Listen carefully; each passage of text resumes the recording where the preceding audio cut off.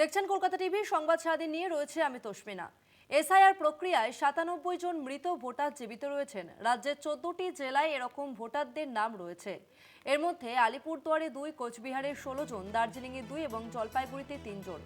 দুজন এরকম ভোটার রয়েছেন মুর্শিদাবাদে, নদিয়ায় 5, হুগলিতে 6, উত্তর কলকাতায় রয়েছেন 2 জন, পশ্চিম বর্ধমানে 4, পূর্ব বর্ধমানে 9। রাজ্যের 14 জেলায় এরকম ভোটারদের নাম পাওয়া গিয়েছে।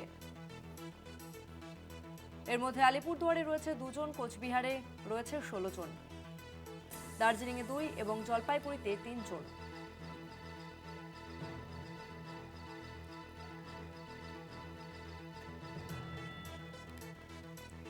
নিউজরুম থেকে সরাসরি রয়েছে আমাদের প্রতিনিধি অঙ্কুর ভট্টাচার্য। অঙ্কুরদা, এসআইআর প্রক্রিয়ায় 97 জন মৃত ভোটার জীবিত রয়েছেন, এ নিয়ে বিস্তারিত জানতে চাইবো।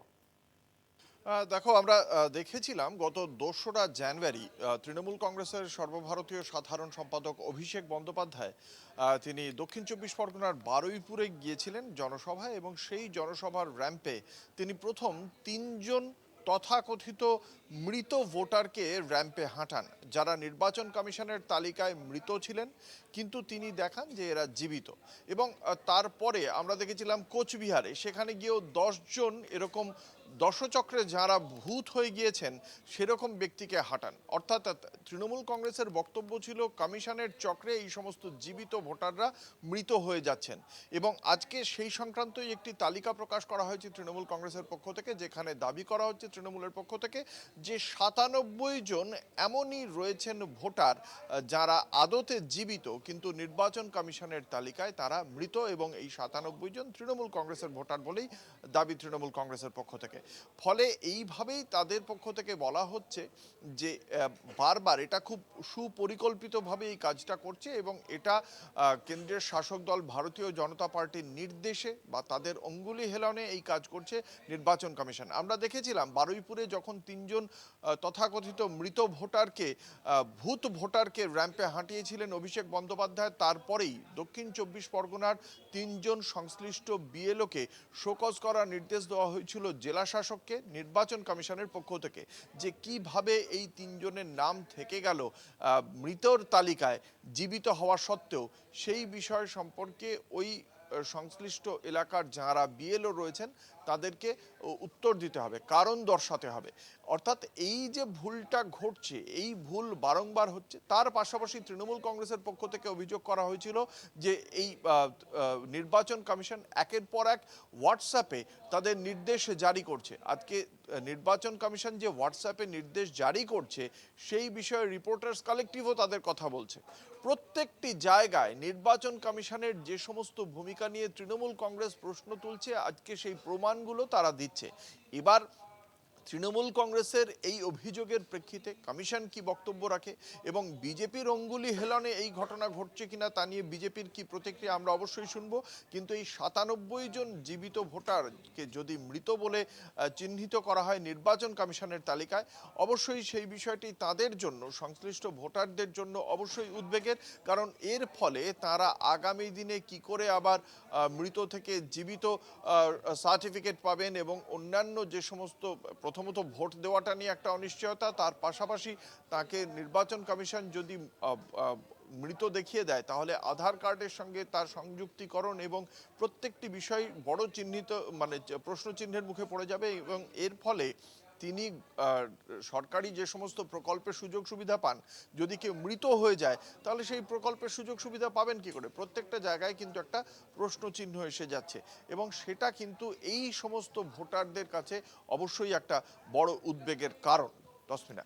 ধন্যবাদ অঙ্কুরদা। এসআইআর প্রক্রিয়ায় 97 জন মৃত ভোটার জীবিত রয়েছেন। তৃণমূল কংগ্রেসের পক্ষ থেকে একটি তালিকা প্রকাশ করে এমনটাই জানানো হয়েছে। রাজ্যের 14টি জেলায় এরকম ভোটারদের নাম রয়েছে। এদের মধ্যে আলিপুরদুয়ারে 2 জন, কোচবিহারের 16 জন, দার্জিলিংয়ে 2 এবং জলপাইগুড়িতে 3 জন। 2 জন এরকম ভোটার রয়েছেন মুর্শিদাবাদে, নদিয়াতে 5 জন, হুগলিতে 6 জন, উত্তর কলকাতায় রয়েছেন 2 জন।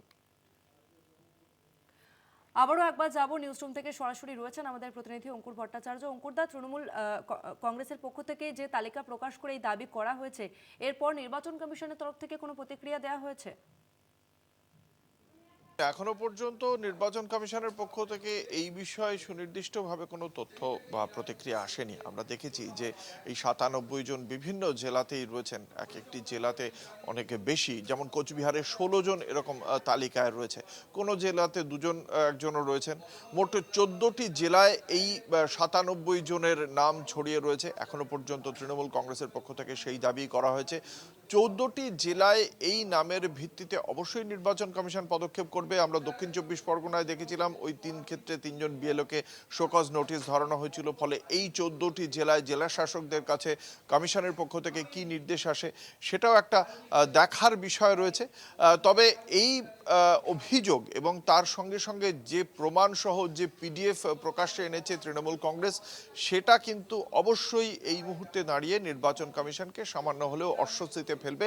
কারণ তারা যে কাজটি করছেন সেই কাজটি নিয়ে শুধু প্রশ্নচিহ্ন বা শুধু অভিযোগ তোলা নয়, তার সাপেক্ষে সুনির্দিষ্ট তথ্য প্রমাণ এবার হাজির করেছে রাজ্যের শাসক দল তৃণমূল কংগ্রেস। যে তৃণমূল কংগ্রেস প্রথম থেকেই এসআইআর প্রক্রিয়াকেই পরিকল্পনাহীন বলছে, অপরিকল্পিত বলছে, যে সময় নিয়ে করা উচিত ছিল সেই সময় নেওয়া হয়নি, এর ফলে সাধারণ ভোটার, সাধারণ নিরীহ নাগরিক তারা যে সমস্যার মধ্যে পড়ছেন, উদ্বেগে যে 78 জনের মৃত্যু হয়েছে বলে ইতিমধ্যেই তৃণমূল কংগ্রেসের পক্ষ থেকে অভিযোগ করা হয়েছে, প্রত্যেকটি বিষয় কিন্তু বারংবার কমিশনকে প্রশ্নের মুখে ফেলেছে, তাদের অস্বস্তিতে ফেলেছে। এবার আরও একবার সেই অস্বস্তি বাড়িয়ে দিল রাজ্যের শাসক দল তৃণমূল কংগ্রেস তাদের বক্তব্যের সাপেক্ষে সুনির্দিষ্ট তথ্য প্রমাণ সামনে এনে।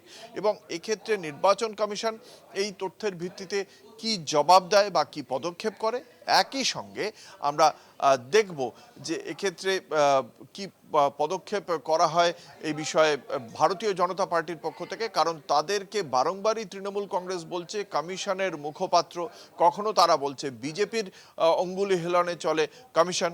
ফলে দুটি জায়গা থেকেই বিজেপি এ বিষয়ে কিভাবে পদক্ষেপ করে বা প্রতিক্রিয়া দেয় সেদিকেও আমাদের নজর থাকবে। কারণ আমরা দেখেছি কখনো সুপারস্টার দেব, কখনো মোহনবাগান ক্লাবের পক্ষ থেকে স্বপন সাধন বসু ওরফে টুটু বসু, কখনো অমর্ত্য সেন, কখনো এর আগে আমরা দেখেছি যিনি প্রার্থী লোকসভায় যিনি প্রার্থী হয়েছিলেন সেই প্রসূন মুখোপাধ্যায়ের পুত্র রণজিৎ মুখোপাধ্যায়, তাকেও এই একই রকমভাবে ডাকা হয়েছে। যে কমিশন তার মনোনয়ন দেখে তারপরে তাকে স্ক্রুটিনি করে প্রার্থী হিসেবে, অর্থাৎ নাগরিক না হলে তিনি প্রার্থী হবেন কি করে, সমস্ত দেখে যাকে প্রার্থী হওয়ার স্বীকৃতি দিয়েছিল সেই রণজিৎ মুখোপাধ্যায়কেও এবার নাম উঠেছিল তার শুনানির জন্য হাজিরা দিতে বলা হয়েছে। ফলে প্রত্যেকটি জায়গায় কমিশনের যে ভূমিকা সেই ভূমিকা নিয়ে প্রশ্ন উঠে যাচ্ছে।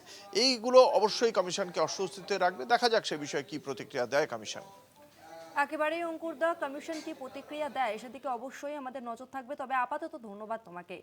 আর একবার জানিয়ে রাখবো, এসআইআর প্রক্রিয়ায় 97 জন মৃত ভোটার জীবিত রয়েছেন। রাজ্যের 14টি জেলায় এরকম ভোটারদের নাম রয়েছে। এদের মধ্যে আলিপুরদুয়ারে রয়েছে 2 জন, কোচবিহারে রয়েছে 16 জন, দার্জিলিংয়ে 2 জন এবং জলপাইগুড়িতে 3 জন। 2 জন এরকম ভোটার রয়েছেন মুর্শিদাবাদে, নদিয়াতে রয়েছেন 5 জন, হুগলিতে 6 জন, উত্তর কলকাতায় রয়েছেন 2 জন, পশ্চিম বর্ধমানে 4 জন, পূর্ব বর্ধমানে রয়েছেন 9 জন, হাওড়াতে 7 জন, পূর্ব মেদিনীপুরে রয়েছেন 5 জন, পশ্চিম মেদিনীপুরে রয়েছে 2 জন, বাঁকুড়াতে 1 জন এবং দক্ষিণ 24 পরগনায় রয়েছে 24 জন।